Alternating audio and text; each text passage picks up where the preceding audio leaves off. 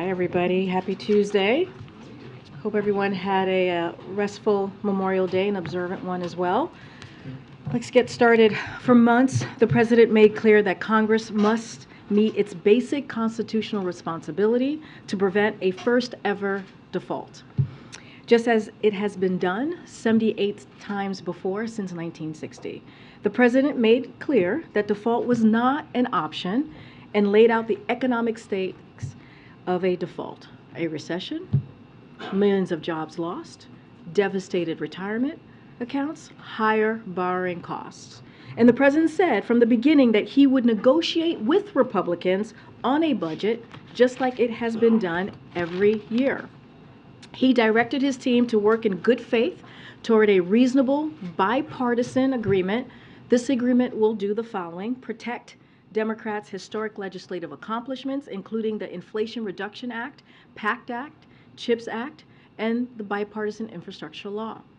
Protect the economic gains we've made: 12.7 million jobs and the lowest unemployment rate in 54 years. Ensure we have the same level investments in the middle class as we did in fiscal year 2023. Protect healthcare and not push people into poverty. Block devastating cuts to law enforcement, public safety, and education as well. Negotiations require give and take. No one gets everything that they want. That's how divided government works. But the President successfully protected core Democratic priorities and the historic economic progress that we have made over the last 2 years. Now, the House and the Senate, it's up to them. They must pass this bill so that the President can sign it into law, and so that we can continue to build on those very historic economic progress that I just listed out we've made under this President's leadership. And so over the past 2 years, as I have stated as well as you've heard us lay out as well before.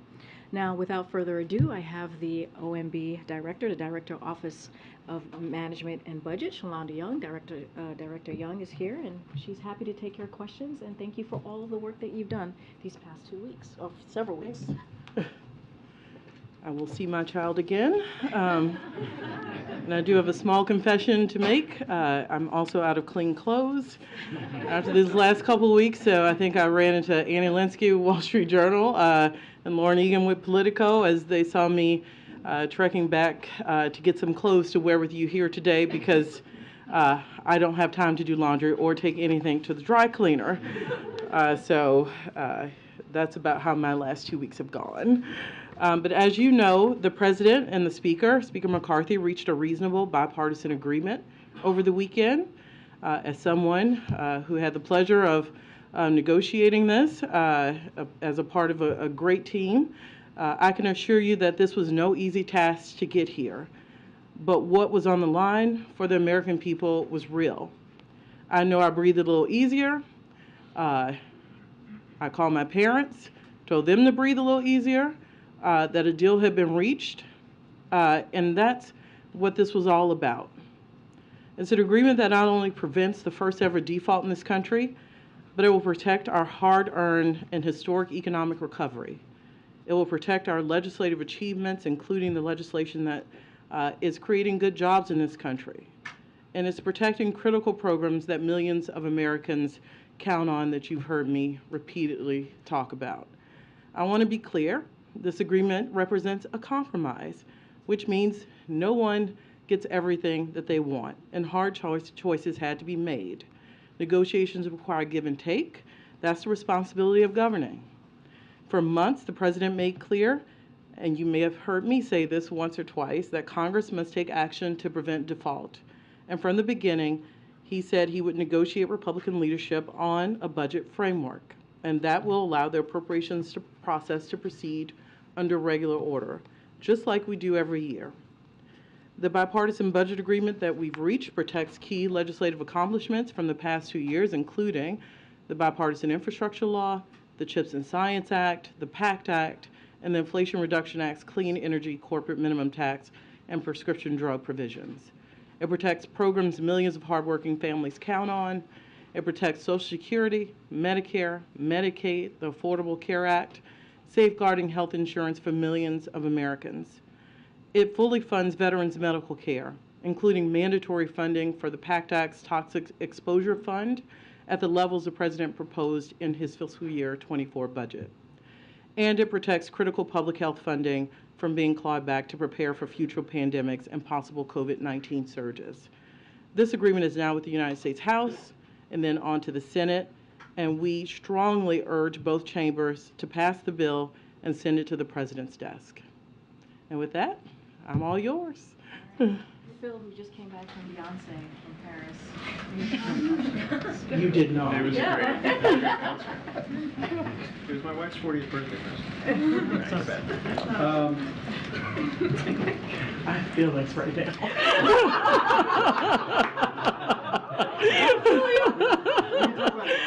We can. I think Phil has feelings too. This is going to be a hell of a segue. The appropriations adjustments, Yep. They're a pretty critical part of the agreement, I think. We know about COVID funds, obviously IRS as well. Can you detail kind of the full scale of the adjustments that you guys agreed to and shook hands on? First, I think it's important to know the appropriations process, hello, former staff director, uses adjustments all the time. They do rescissions, they use emergency money. That is how the appropriations process works. Because we were dealing with the top lines, we thought it important to memorialize some of those adjustment agreements. It does not stop the Appropriations Committee from doing other things they feel is necessary to make sure the appropriations process works. But to ensure that we got to a similar level, close to the same level as this year, we certainly wanted to have an agreement with the Speaker's team about what that was. Because remember, part of this deal is to make sure we have an appropriations process that works. This unlocks that, just like budget resolutions would have. So now we're setting top line here, and when the Appropriation Committee works, you will see them use $22 billion of the COVID relief rescissions, which were taken in this bill. The appropriators will use some of that money to spread around how they see fit. We didn't get into the individual line items in this bill. They will also, as you've heard, use IRS rescissions from the IRA on the mandatory side.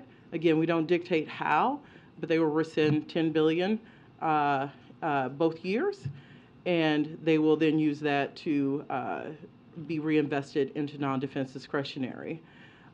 They will also use other rescissions that the appropriators will decide the mix of, but we agreed on the levels that they could be higher, $10 billion higher than last year, and the appropriators will use that.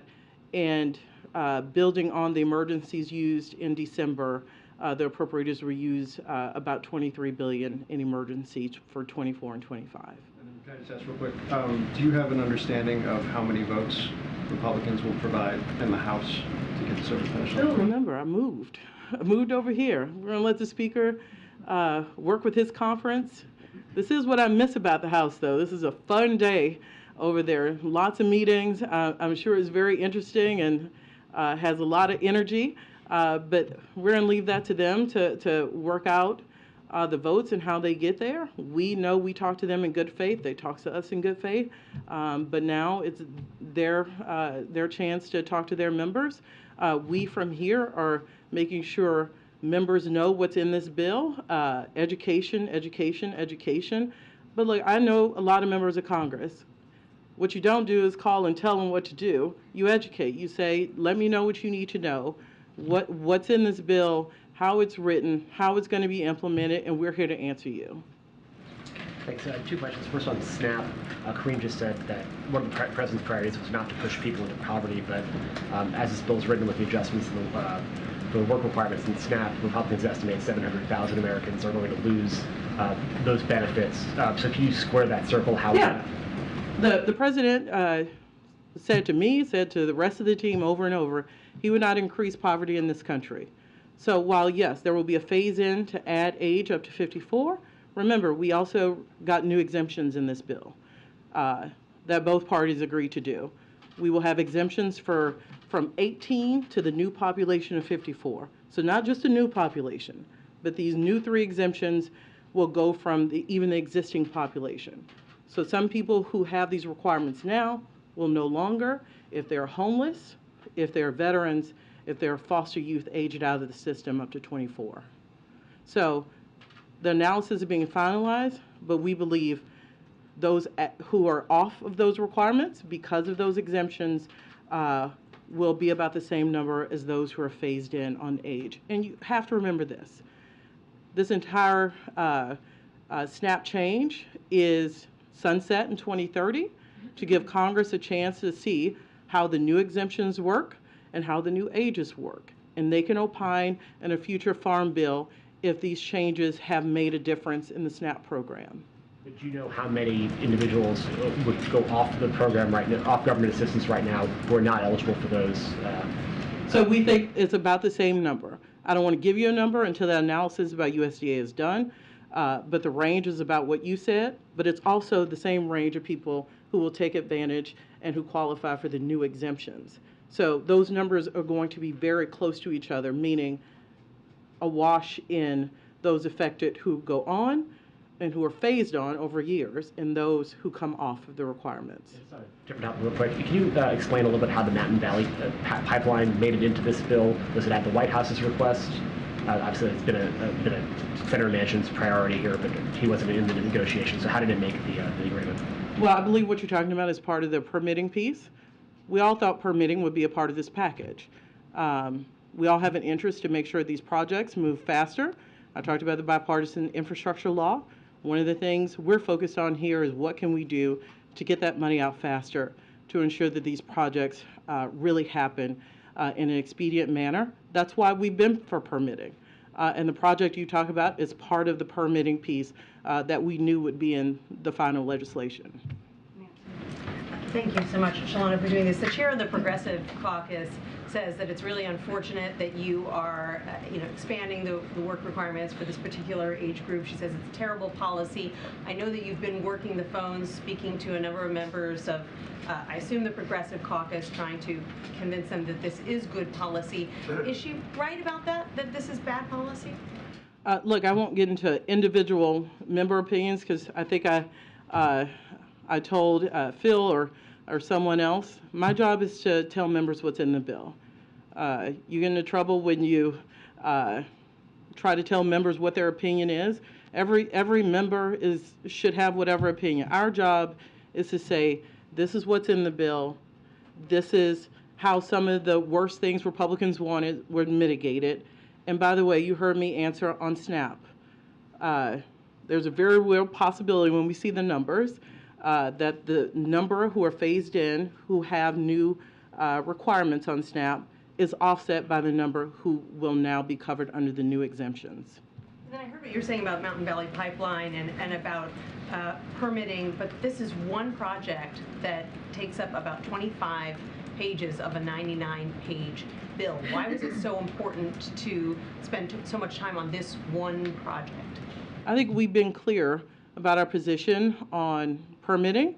We worked with senators to try to get permitting done last year. We will continue to get more permitting. This was a small piece. It was a start of a longer process that both parties know we have to do, especially to get clean energy projects going. And I don't think it's a surprise to anyone that permitting was a key part of a compromise piece that both parties know we got a little done here, but we'll need to get more done later. When you think big picture and you reflect on these talks, what lessons have you learned about how this speaker and this Congress negotiate? Lessons that may be applicable going forward? One never looks the same as the other. I've done this a few times. They end different every time. They feel different every time. Going in and thinking there was a formula is the wrong thing to do. Different people in the room this time. I'm used to being in a room with appropriators and a little leadership. So it's just always different, and you got to be flexible. The most important thing is to know what they have to have. You have to be clear about what you have to have. I want to know their value statements, and they need to know mine, and we have to find a middle ground. They shouldn't have to compromise their values, and neither should we. That is a bipartisan compromise. I know what's a reach. I may try it, but I know what's a reach. They try with me to see maybe if I'm asleep or not, But at the end of the day, we both have to find a way to protect each other's core principles, like not increasing people going into poverty in this country.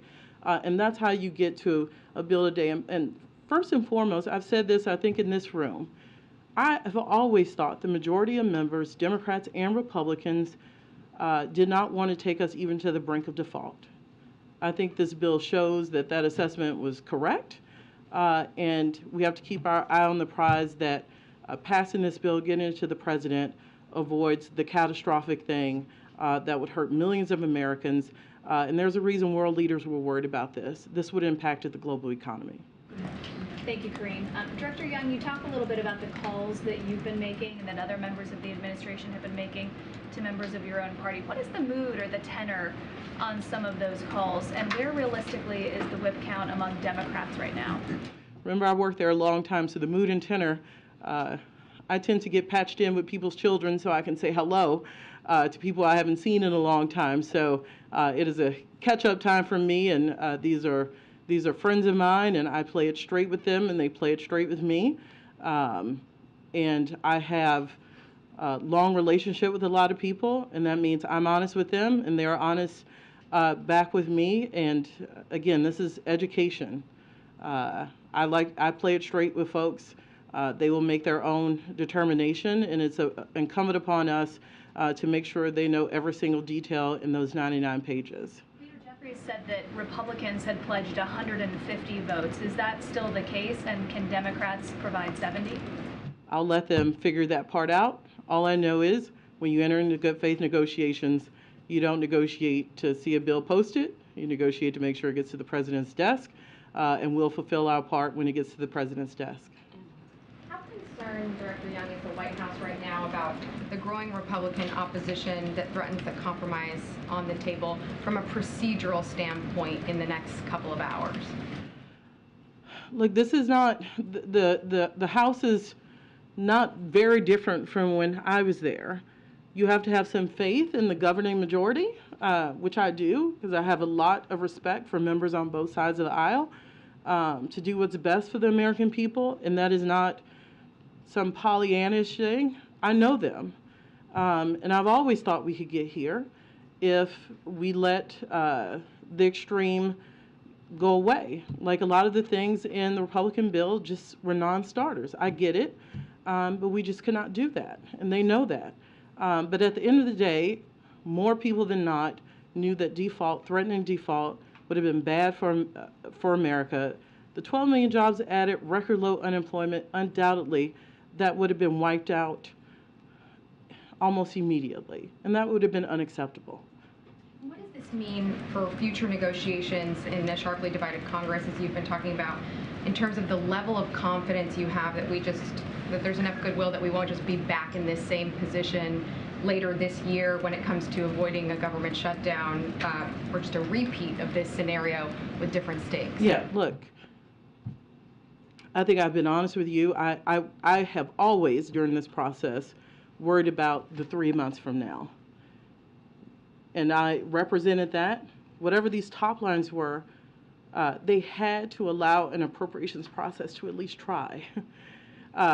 We couldn't do things that were so draconian that we knew we'd be back here.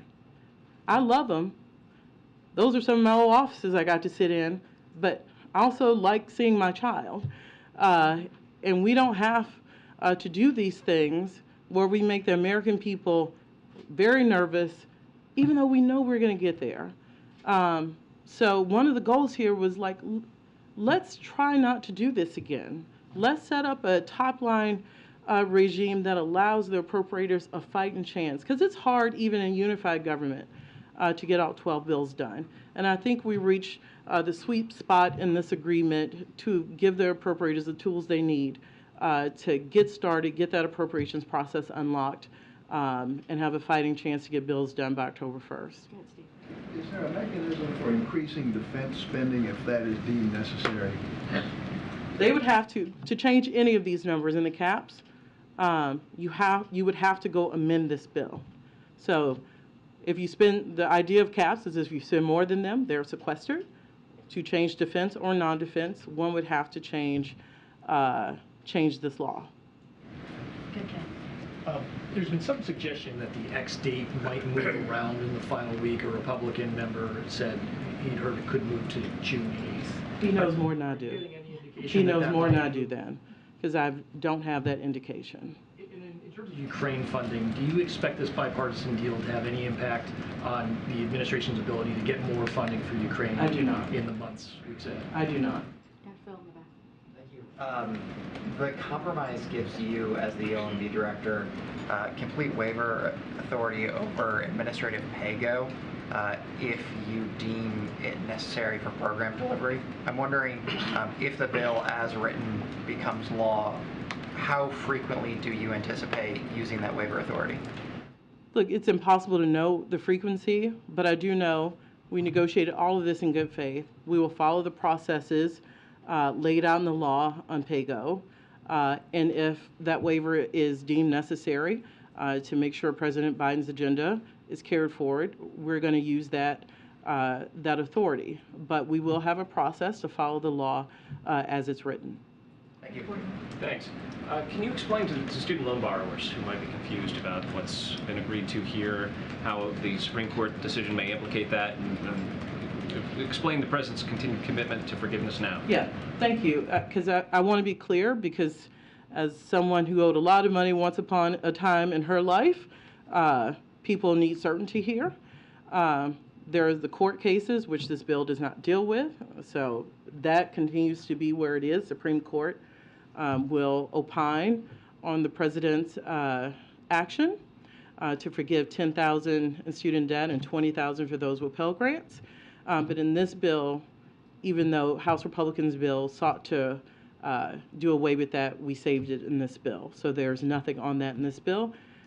We also protected the income-driven repayment rule, which if anyone has had student loans knows it did not work as intended, and this rule is intended to really tie payments to true income. Like, it matters to people whether they pay $50 or $500 a month. The big balance matters, but when I was a young person starting out this town, if you asked me to pay $200, then I probably ate ramen noodles.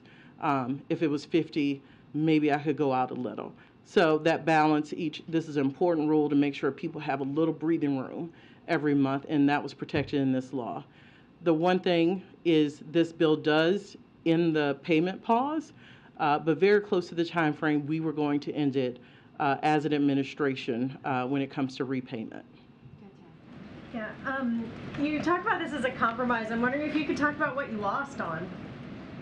Look, when the American people win and we avoid default and retirement accounts are not in flux and the global economy is not crashing, I'm going to call that a win every day. You know, individual people have issues with different parts of the bill. You've heard some of your colleagues bring up concerns that some members have. I have to look at what was our ultimate goal. And we are in divided government. This is what happens in divided government. They get to have an opinion, and we get to have an opinion. And all things equal, I think this compromise agreement is reasonable for both sides. And that's what we sought. Protect the American people from the worst possible outcome, first ever default. Allow Republicans to have some curbing of spending, which is flatline for non-defense discretionary, and we move on and get an appropriations process that works. And I think that's a good middle ground. Good, just one more. Given that this process brought the U.S. to the brink, and this process isn't quite over yet, has there been any reconsideration of doing away with the debt ceiling at some point? Is there, you know, late at night when you had no laundry or at other times, where is the administration thinking on the usefulness of having a debt ceiling? Right now, I'm thinking about how quickly this can get to the president's desk, and we can avoid default, and not only avoid default for a little while until 2025, which is what this bill does. And it does give us some breathing room not to enter into these chaotic circumstances which would bring uncertainty to the American people. That's where I'm focused. Director Young, progressives would say that you lost on several provisions: permitting reform, work requirements, spending cuts that they view as harmful. Congresswoman Jayapal said today that the CPC wants to immediately sit down with the president and talk about what the next 2 years are going to be like. So does the White House feel, as a result of the way this process played out, that it has some work to do with repairing relationships with progressives? And would the White House also like to set up a meeting like that? Look, I don't do the president's schedule. I'll let other people opine on who he will meet with and when. What I will say is I've worked in many divided government situations. I think this is where you would expect a bipartisan agreement to land. It's just the reality. There's not unified government. They have ideas. We have to listen to them. We have to talk about it.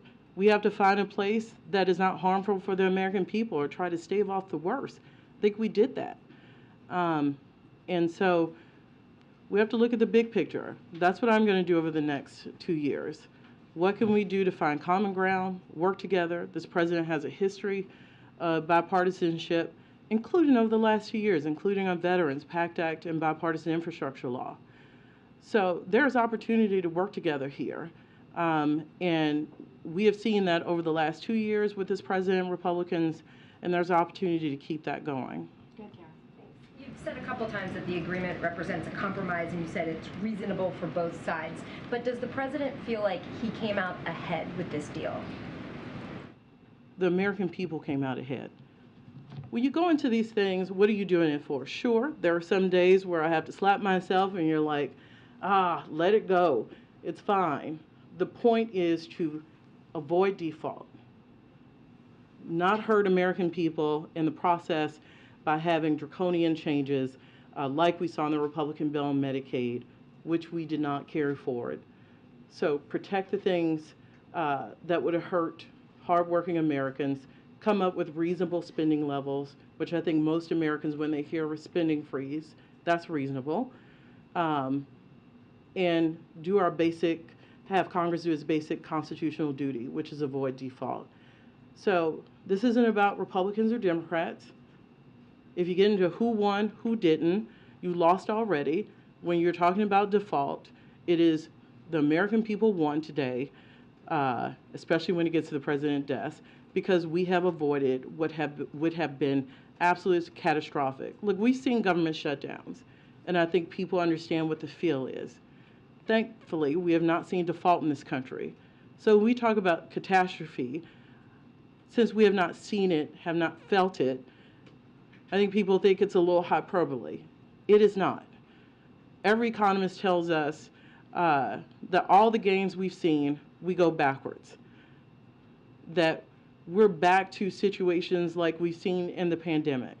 That was absolutely unacceptable, and we avoided that by also protecting some key things and not violating our core values. Go ahead, Ed. Thank you, Shalanda. So, taking a larger view at this, should the debt ceiling deal get signed, will it help bring down inflation over the next 12 months? So what I will tell you is what would have been terrible for inflation in the economy would have been a default. We have seen a moderation. I'll let the credit agencies have not moved down the credit worthiness of the United States, but we needed to make sure we got a deal before that happened. We have done that and hopefully staved that off. But this is exactly why, because we risk overturning the gains we've made in inflation. It's not low enough, but it is moderating. And my fear was even if we got closer and certainly defaulted, we would have been in a situation where we lost jobs and lost the gains we've made in tackling inflation. But with this deal, is this an admission by the president that maybe the government spent too much money over the past 2 years? What I'll say is we're in divided government. And both sides have thoughts about the trajectory of the country of spending. This president takes a backseat to nobody on deficit reduction. 1.7 trillion reduction in the first 2 years. He presided over that. His budget put forth a plan to reduce the deficit by $3 trillion more. He also made the case over and over in this conversation that if you really want to do big deficit reduction, where's the revenue? Where are the high income earners putting more skin in the game? But this is one part. We're not going to give up on our revenue proposals. So while this will change the trajectory of spending, when you see the CBO, when we all see the CBO report, when it comes out, where we really need to make headway is on our revenue proposals, which has long-lasting deficit reduction abilities and just structural change to change the unfairness in the tax system. Most of that 1.7 trillion that went off for the first 2 years was COVID spending that ran off, and the CBO says the deficit actually will increase. Next year it's 1.7, it was 1.4 this year, 1.7 next year, and then up to 2 point something in 10 years.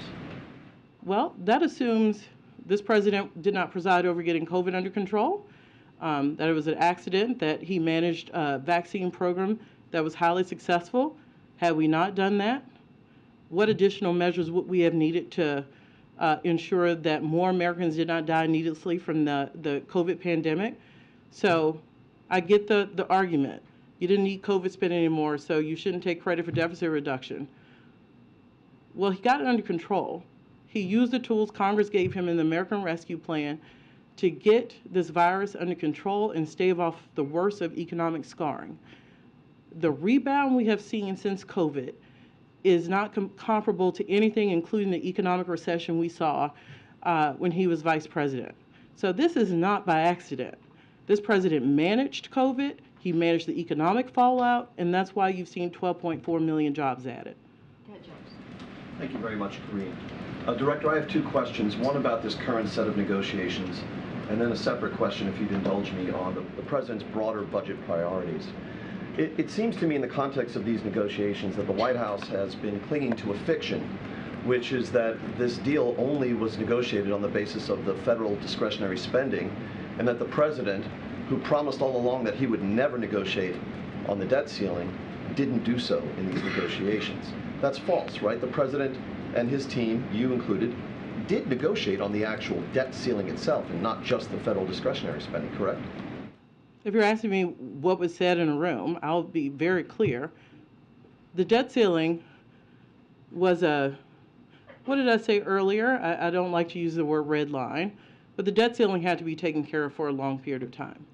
I'm not sure what you call negotiation, but it was certainly a declarative statement from this side of the table. So maybe you call that negotiating. I call that a statement of fact and a statement we weren't leaving the room with. So I'm not quite sure I would call that negotiating. The debt ceiling had to be lifted, and it had to be lifted for a long period of time. You see this bill lift the debt ceiling until 2025. You can call it a negotiation. I call it a declarative statement, and that was our position, and that's what's in the bill. On broader budget priorities, the president likes to say, we've heard Karine say many times, show me your budget, and that will show me your priorities. No one is more conversant with this president's budgeting priorities than you.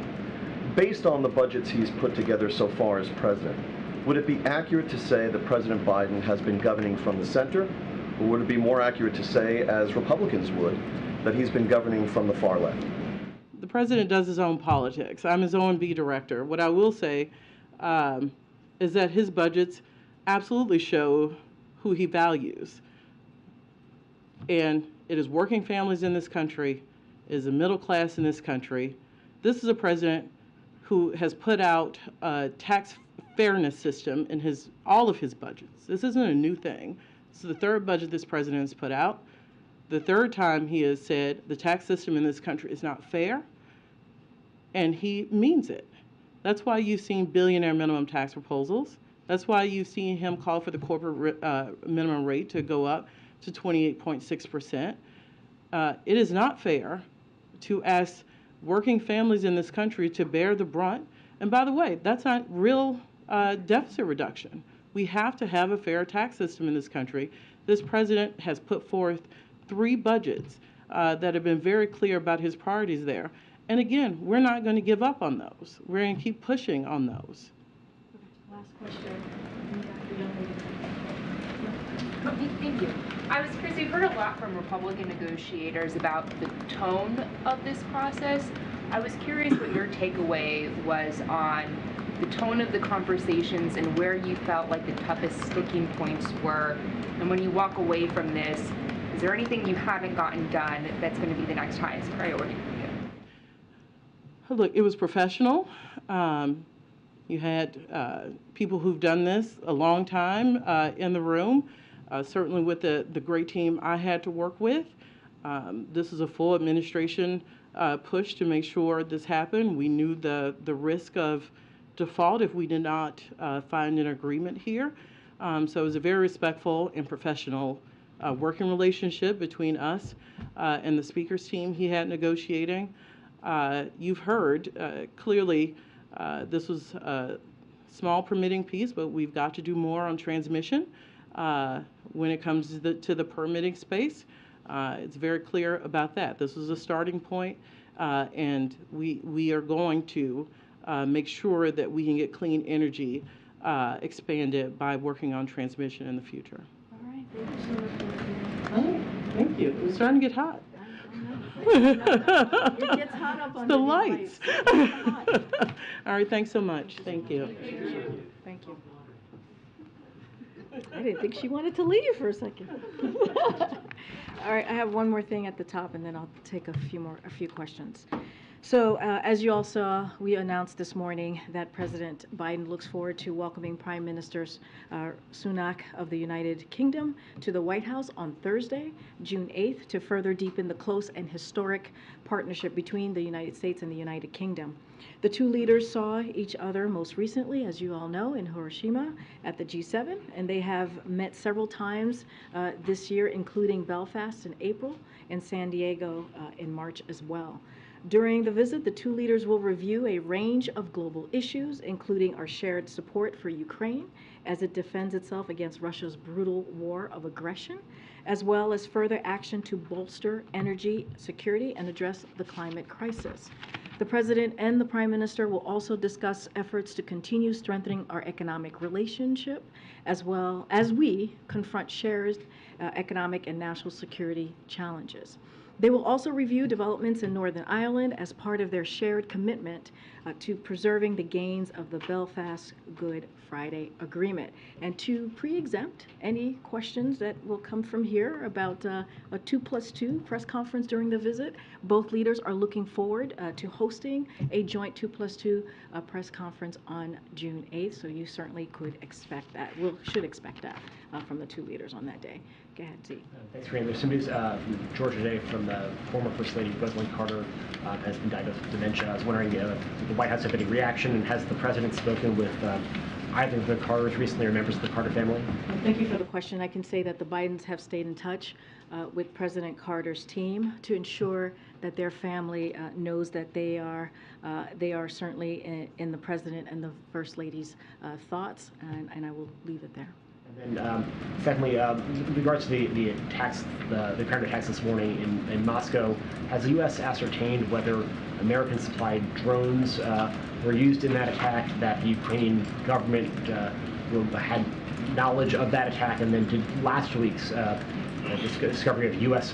supplied material in Volgograd in Russia does it give the President any concern about continuing to supply the Ukrainian government with military equipment that can be used on Russian soil? So, look, as you know, we've seen the reportings, we've seen the news, and are certainly gathering information about what happened to get a better perspective and some clarity about what happened. But I can speak to this more generally, as you know, and as a general matter, we have said this before. We do not support attacks inside of Russia. We've been very clear about that. We have been focused on providing Ukraine, as you've heard from the President, as you've heard from National Security Advisor and many colleagues from the NSC, my colleagues from the NSC, with the equipment and training they need to retake their own sovereign territory, and that's exactly what we've done for this past more than a year now.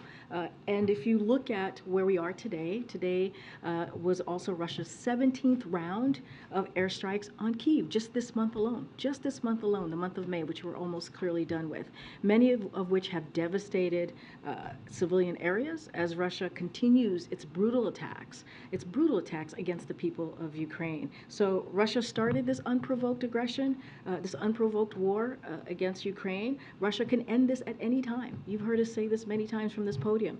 They can withdraw their forces from Ukraine, and instead of launching these brutal airstrikes against Ukraine and in their cities and on people every day. So we've been very clear about that. Does the president believe that Ukraine risks losing the moral high ground in this conflict if it strikes at potentially civilian targets in Moscow? So look, I'm going to be very clear. We're gathering information. I'm not going to get into hypotheticals from here. We do not support the use of U.S.-made equipment being used for attacks inside of Russia. We've been very clear about that, and we'll continue to do that. And we have been clear, not just publicly, but privately, clearly with the Ukrainians, but not going to get into hypotheticals. We're going to look into, gather information to see exactly what happened so we can get some clarity. But as I said, we've been very clear. Go ahead. Have you spoken to Ukraine about this attack yet? I don't have any calls to preview at this time on any specific conversations that have been had by this administration to Ukrainians. All I can tell you is we've been gathering information about exactly what happened. Separately, what happened with Defense Secretary Austin's plans to meet with his Chinese counterpart in Singapore? So look, as you've heard us say again from here at this podium, it is we value we see value certainly in military to military conversations to responsibly manage a complex relationship and to avoid any misunderstanding or escalation of competition into conflict. We've been very clear about that, and keeping the lines of communication open between the United States and China is a responsible thing to do, is something that we want to certainly continue to have that approach. Anything else, I would certainly refer you to the Department of Defense. Just one more. The president said yesterday there will be a review on engagement with Uganda. How long do you expect that to take? So look, I know the president, as you just stated, put out a statement about this, a pretty lengthy statement yesterday about what we saw from Uganda yesterday. The enactment of Uganda's Anti-Homosexuality Act is a tragic violation of human rights, of universal human rights, one that is that one is not worthy, to be clear, of the Ugandan people, and one that jeopardizes the prospects of critical economic growth for the entire country. So look, this certainly endangers or poised, the dangers of by this democratic backsliding are a threat to everyone residing in Uganda, including the U.S. government personnel, the staff of our implementing partners, tourists, members of the business community, and others. And so as we consider, and as the president stated in his statement yesterday, additional steps, the National Security Council and other U.S. government agencies are evaluating the implications of this law and all aspects of U.S. engagement with Uganda, including our ability to safely deliver services under the U.S. President's Emergency Plan for AIDS Relief, PEPFAR, as we call it here, as you all have reported on, and other forms of assistance and investment. Again, we're going to review that. We're going to take a look at that, and just don't have anything to share on what when that review will be done and exactly what steps we're going to be taking. Thanks for blowing me up. I know, but I have a question for you. What's your favorite Beyonce song? There's too many to list on camera. Smart answer. Following up on Steve's question about the request for a meeting between Secretary Austin and his Chinese counterpart, is the administration aware of anything that the Chinese want to try and open this line of communication? Where do things stand in terms of if there's a pathway forward, or if this is just the reality from here on out? So look, I don't have any. That's something for clearly the PRC to answer to. What I can say is we understand the importance, and we have been very clear about this for several months. about keeping the lines of communication open between the United States and China. And so we believe, again, it's the most responsible thing to do. And as you know, most recently, the National Security Advisor, Jake Sullivan, had a lengthy conversation with his counterpart about meaningful step forward as we think about the relationship, the U.S. relationship with China. And so that is important. Those lines of communication certainly have been open and continue to happen. But look, military conversation is obviously critical as we managed, as I mentioned moments ago, this really complex relationship that we have. And again, to avoid any misunderstandings or certainly avoid what we see as competition into conflict. So we're going to continue to certainly have that approach, but any specifics that leads to, that has to deal with the Department of Defense, certainly I would refer you to my colleagues there. Thanks, Karine. So there are now some 50 amendments and counting that have been proposed in the House when it comes to the budget debt bill. Is the White House position that this bill needs to pass as is? Are you open to some amendments depending on what they are? So look, what I can say is we have a short limited of time here, as we know from the Treasury's letter on when default can happen, which is June 5th. With the budget agreement, we've been very clear. We think this is a bipartisan, reasonable budget agreement that the two sides certainly have come together, and that clearly Speaker McCarthy supports and the President support.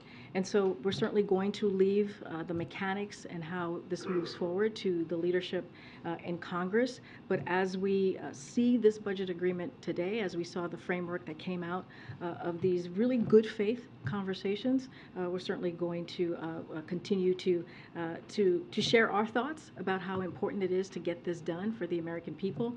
I'm not going to get into specifics about the 50+ amendments and what it will ultimately look like. But look, this has been something that both sides, again, came to the table in good faith, understanding how important this is to the American people, and that's what you saw. And you saw American people should at least have some understanding or some comfort that government is working for them in the sense of coming forward a bipartisan, reasonable agreement. What does it say that this Mountain Valley Pipeline, which goes to Southern Virginia, is being opposed in this bill by one of Virginia's own senators, who says this shouldn't happen, at least not this way?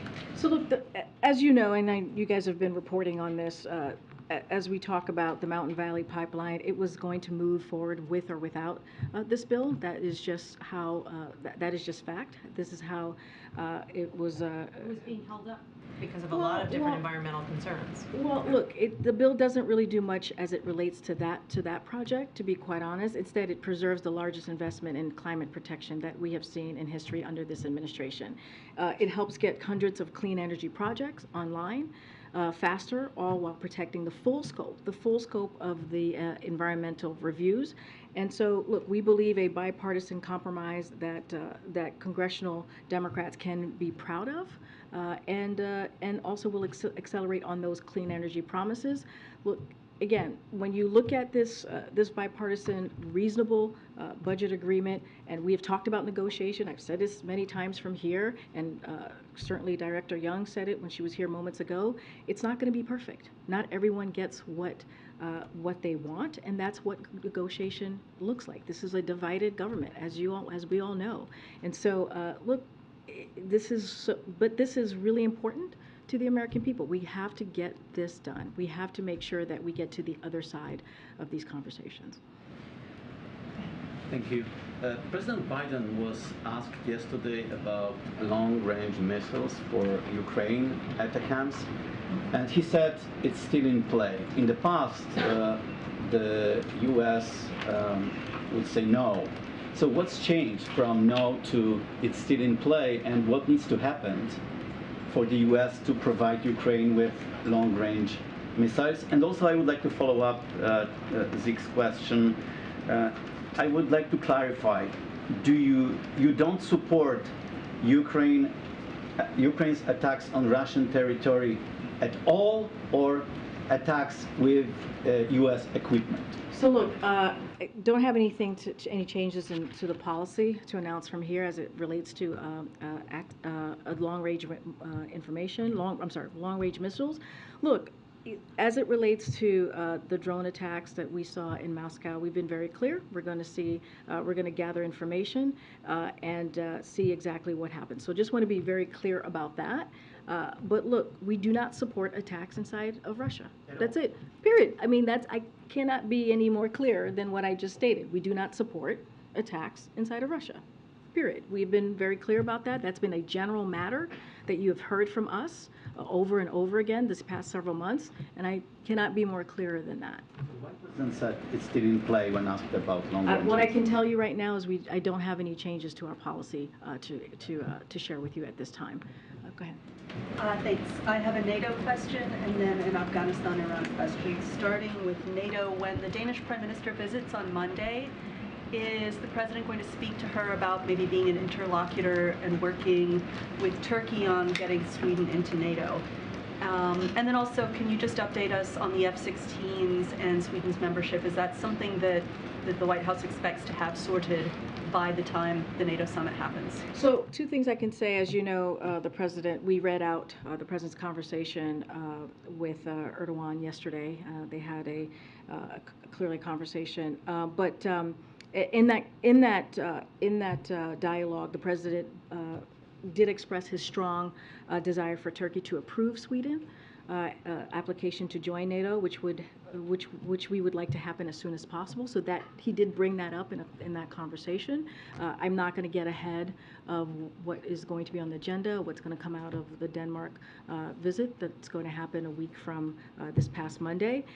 Look, when it comes to any conditions as it relates to F-16s, the sales of F-16s to Turkey, and as with them approving Sweden's bid to join NATO, look, that is not a condition. President Biden long been clear that he supports selling F-16s. You've heard that from this podium to Turkey, which would help facilitate NATO interoperability. So, look, Congress has an important role in providing arms sales, and so I would leave the rest to Congress. But the President has been very clear where he stands on that. On Iran and Afghanistan, there have been some border clashes over the weekend over, I think, water rights. What's the White House's reaction, and do you have any leverage over either of these parties to get this violence to stop? So look, we've been clear about how we see the conflict there. I don't have anything else to provide on what's currently occurring there, and so I'll just leave it there for now. Go ahead, Monica. Can you just let us know a little bit more about the President's engagement on all this, calls that he has made? He talked about reaching out to Leader McConnell yesterday. Is he also making calls to other Republicans, besides, of course, his conversations with Speaker McCarthy on this? And what should we expect in terms of his level of outreach today and tomorrow ahead of an expected possible vote tomorrow night? So a couple of things. I do have some items to share here. Look, the President has been engaging with members of Congress throughout this process, as you all know, and he'll continue to do so. And so the President and his team are having conversation with Democratic members of Congress across the ideological spectrum, moderate and progressives. That includes more than 100 one-on-one calls with members of Congress. That's between the President and his team. In the past 24 hours or so, our senior team made individual calls to all House Democratic leadership, all committee ranking members, and all tri-caucus and ideological caucus chairs as well. So we have hosted numerous separate briefings on the entire bill for the House and Senate Democrats, as well as 6 issue-specific briefings for House Democrats on energy policy, appropriations, TANF, and SNAP. That doesn't include the numerous briefings for their staff. We've also briefed or offered to brief each of the tri-caucuses and ideological caucuses as well. In addition, our policy experts have had numerous conversations with members of their staffs to answer specific questions about the bill that members have had. And so again, we've been in constant contact with leadership from both parties in the House and the Senate to provide information. As Director Young was stating, is that their job is to provide information on the facts and what they know and how we can make sure that they have all of the details that they need. So as you know, we don't provide private conversations from here, but I just list out all all of the conversations and what we've done specifically coming out of this administration as it relates to this budget negotiation. Is there still a concern about the U.S. credit rating being downgraded given the Fitch warning last week? How real is that right now, and how is that factoring in? So look, we believe this is a reasonable bipartisan compromise that you know, the House congressional members should be proud of. We believe that it is important to get this done. We believe that again, we are a country that pays our debts, and that you know, we should not be defaulting on those debts. And so what the president wants to see, he wants to see the House and the Senate take this up. He wants to see this pass, and clearly both chambers. He wants to see this on his desk so he can sign it into law. And that's what we're going to continue to have those conversations to make sure that occurs. Yeah, Peter, I haven't seen you since Japan. Nice to see you again. I'm sure. You can say it's nice to see me. It's nice to see you too, Peter. It's been more than a month since the re-election announcement. Is President Biden going to hold a campaign event ever?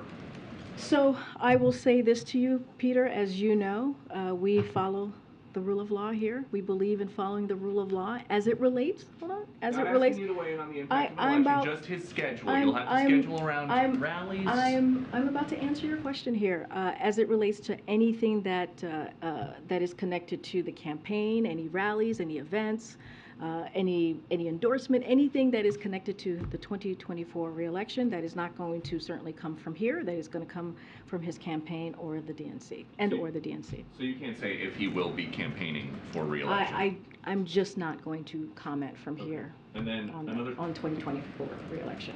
Another story. The Hatch Act does exist.